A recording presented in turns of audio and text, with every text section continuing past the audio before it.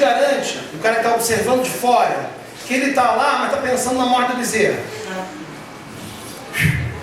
Não tem como saber na documentação histórica, Jânio? Não dá, você não descobre isso. Você não descobre isso. Meu casamento. O padre falou 1 hora. Eu suando em bicos. Meu padre, com mal de Parkinson, 80 anos. Suando em bicos. Sabe qual foi o discurso do padre quando eu casei? A boa esposa é a que fica de boca calada. Ele falou 1 hora sobre isso. E eu lá. Depois eu fui descobrir que eu perguntei para minha mulher, né? Você presta atenção no que o padre falou? Porque ela fala pra caramba, né? Claro que não. Qual foi o tema do discurso do padre? Não sei. Eu estava preocupado com isso. Ela estava do meu lado, a 1 metro do cara, lá tremendo todo, e eu não prestou atenção em nada que o padre falou. Como é que você descobre que uma instituição controla as mentes das pessoas? Isso é impossível, gente. E o que é controlar? E se ela escutasse, Jânio, digamos que a minha mulher, ela vai ver isso depois. Digamos que a minha mulher tenha escutado o que o padre falou. Prestou atenção. Minha mulher, você vai agora obedecer o padre, como você ficar. Né? Eu comprei um livrinho de R$120, você não vai brigar comigo, vai. Que padre, nada. Entendeu, João? Não. Medir consciências é uma das funções mais difíceis do historiador. Porque não tem como você medir isso. Desculpa, Jair.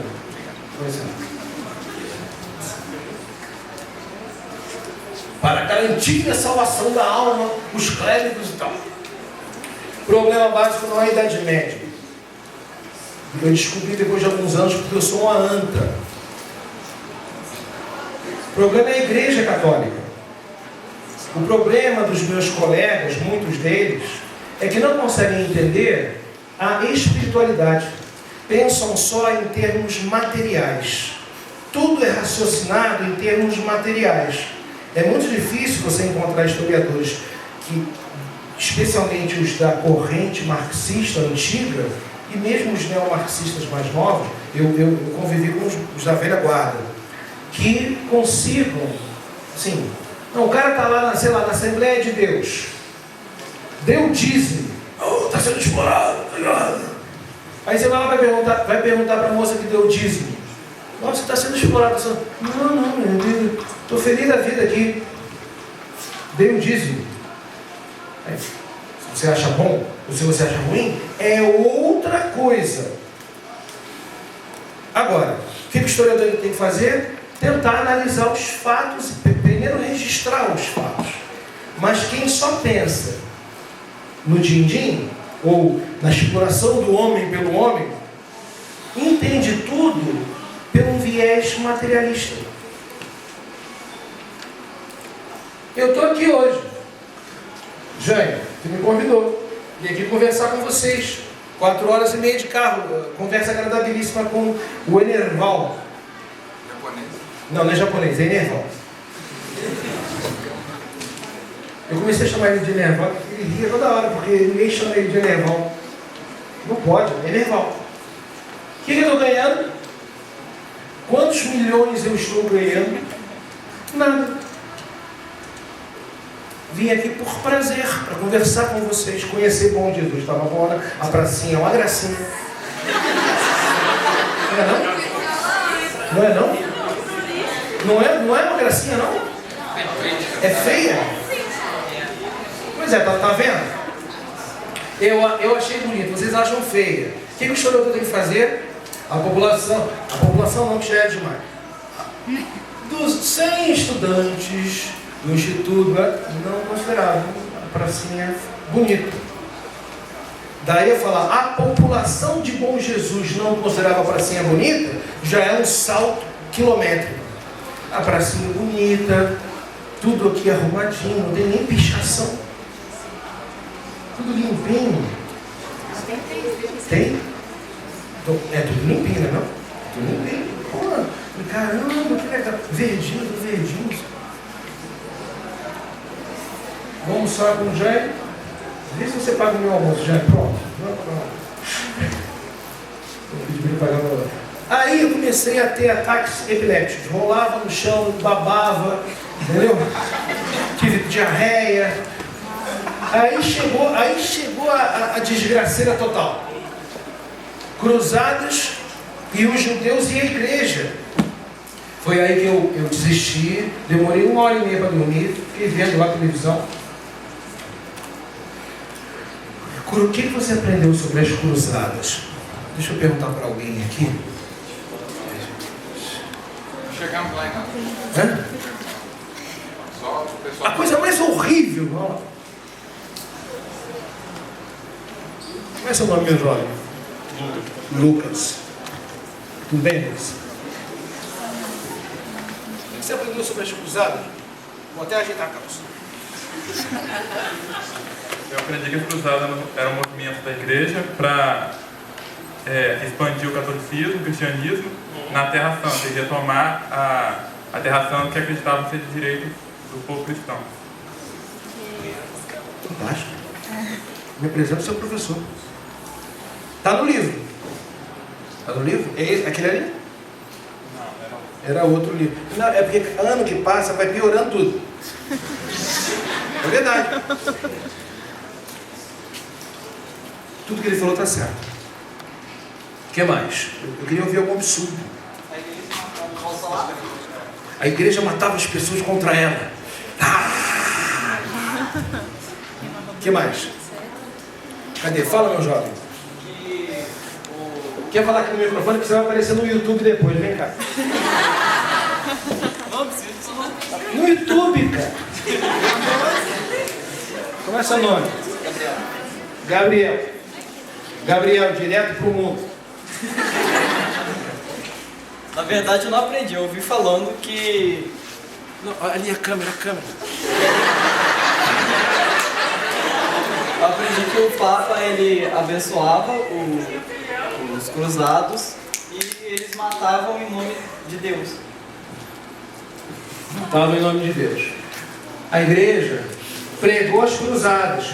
Por quê? Qual é o primeiro motivo das cruzadas? Libertar a Terra Santa para peregrinação.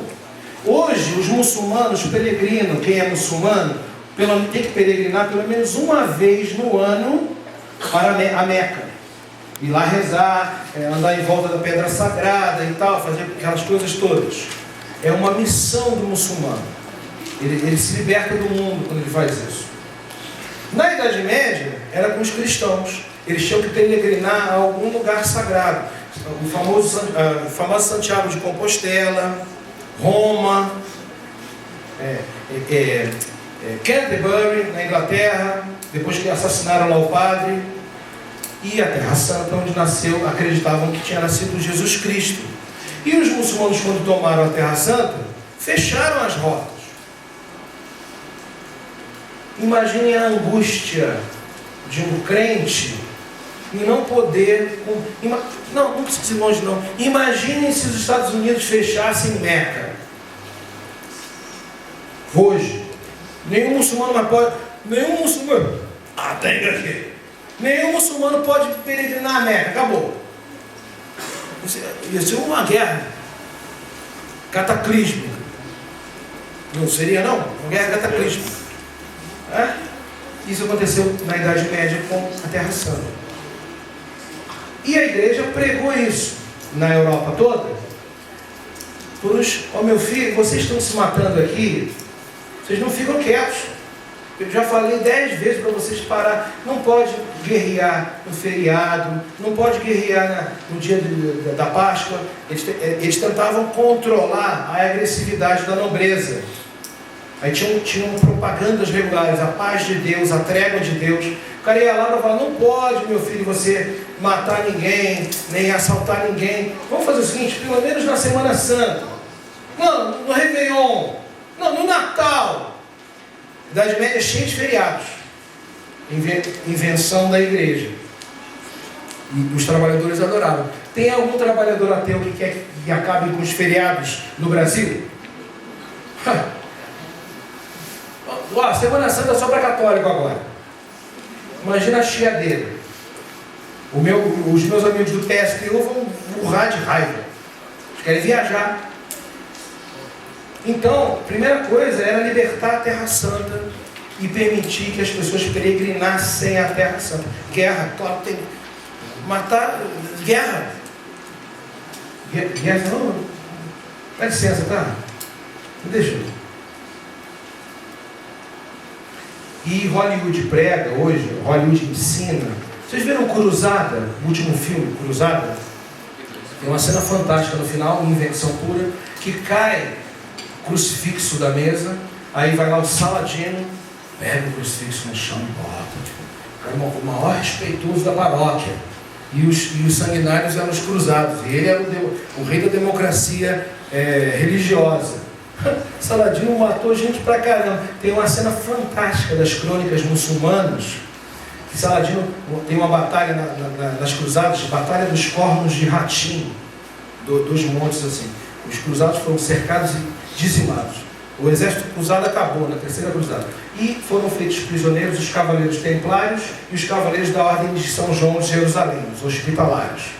Uns 300, não lembro agora do número. Saladino mandou fazer uma cerimônia.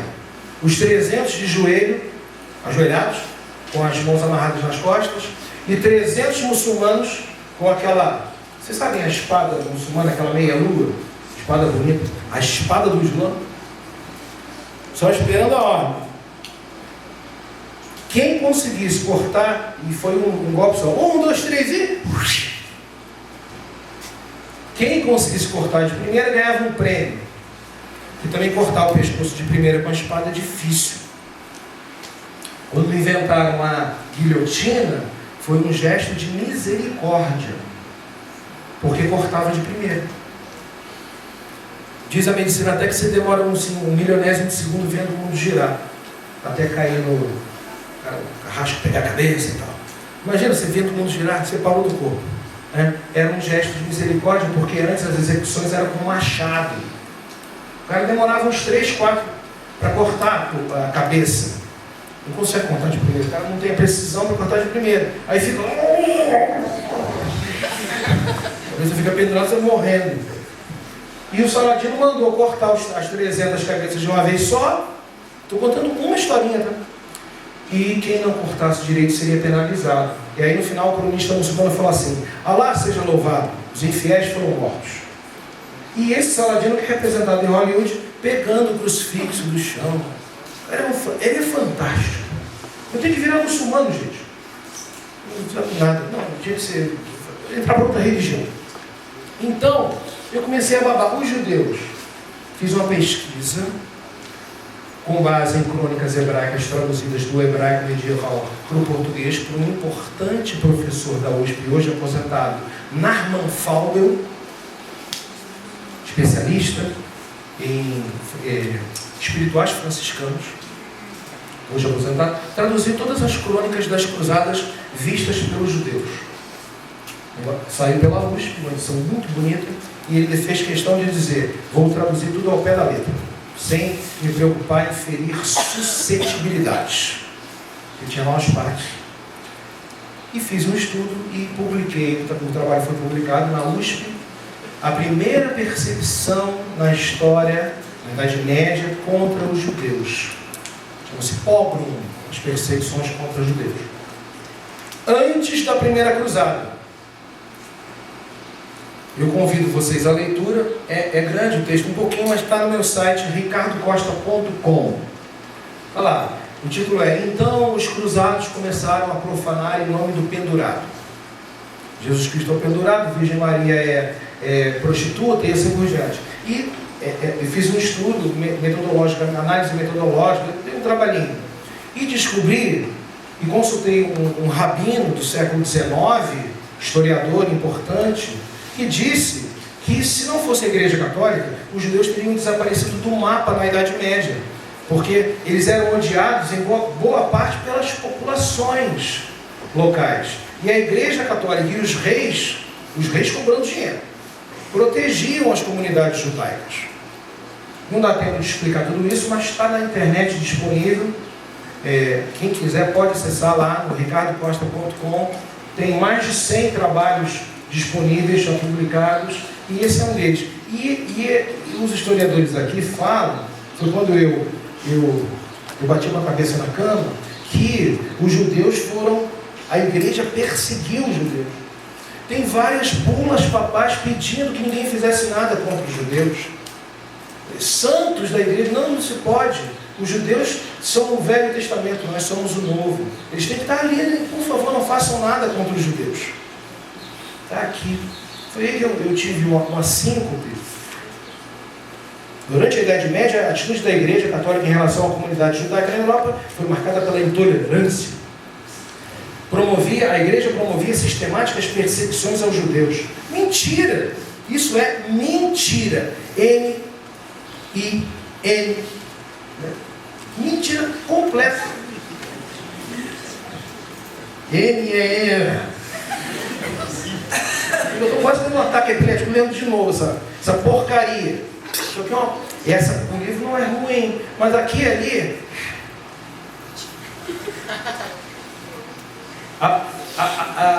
Até que se prove o contrário, todos são culpados. É o princípio do livro contra a igreja, que não é verdade.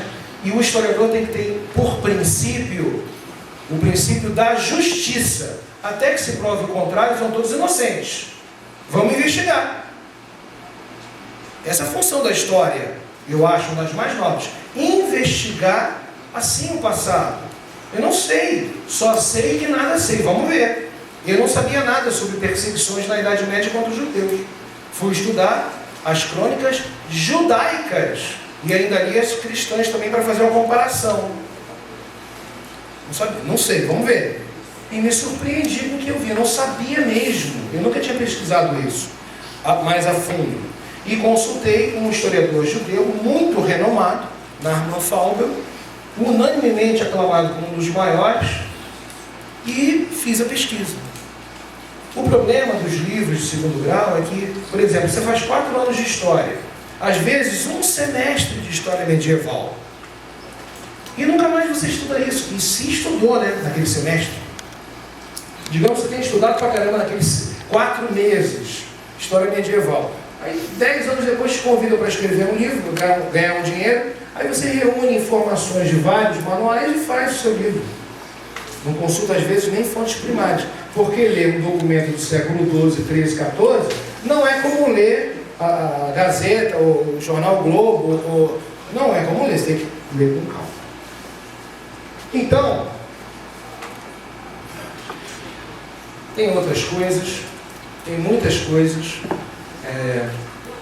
Eu queria encerrar, abrir para vocês me detonarem, eu responder o que eu souber. O que eu não souber, eu vou dizer, não sei e vou pesquisar. Aliás, não ensinam isso na universidade, né? Dizer que não sabe é a coisa mais difícil do mundo. Todo mundo sabe tudo. Muito obrigado. Um abraço, bom Jesus.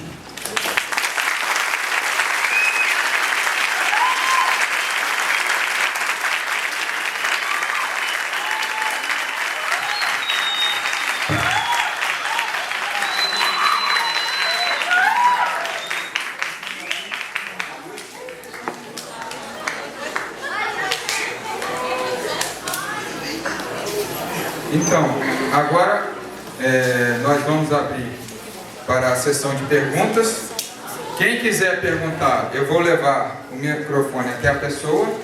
Quem tiver com vergonha, escreve um texto que eu posso ler a pergunta para você. Enfim, como eu apresentei, eu só queria, até um estudo que eu fiz recente, estudando a história da filosofia do Nicolas Baiano, depois tem um dicionário de filosofia. Esses chavões, às vezes, que nós ouvimos que a Idade Média era um período de tolerância religiosa, você um pouco percebe isso, na verdade, pelo seguinte fato. Acho que o professor Ricardo pode até esclarecer melhor. Lendo o período medieval do século VIII, século IX, século X, você percebe que há uma forte relação entre os árabes, os cristãos e os judeus, querendo descobrir verdades. Por exemplo, o que é Deus? Por que eu estou no mundo?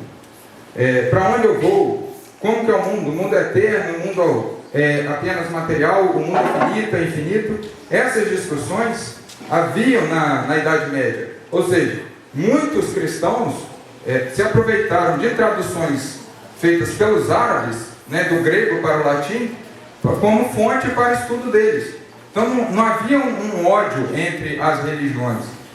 Lógico que o período das cruzadas o professor pode até esclarecer, mas nesse campo do conhecimento, quando a gente vê aquele documento do Hugo de São Vítor, que o conhecimento sempre é bom, isso fica muito claro quando a gente estuda a história da filosofia, porque nesse período não havia um ódio, mas sim a busca pela verdade e a busca pelo conhecimento.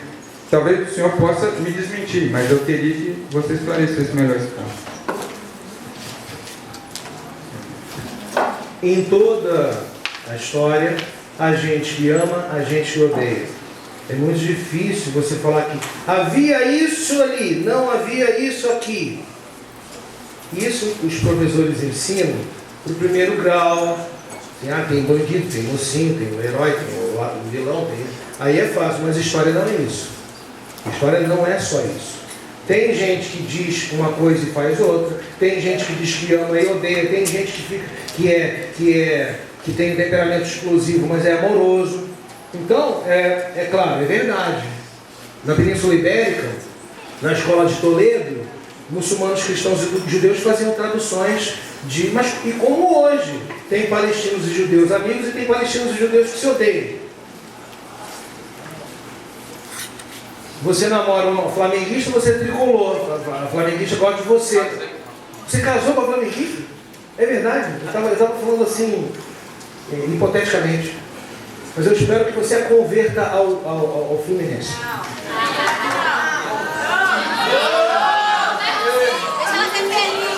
A única torcida que joga talco quando entra.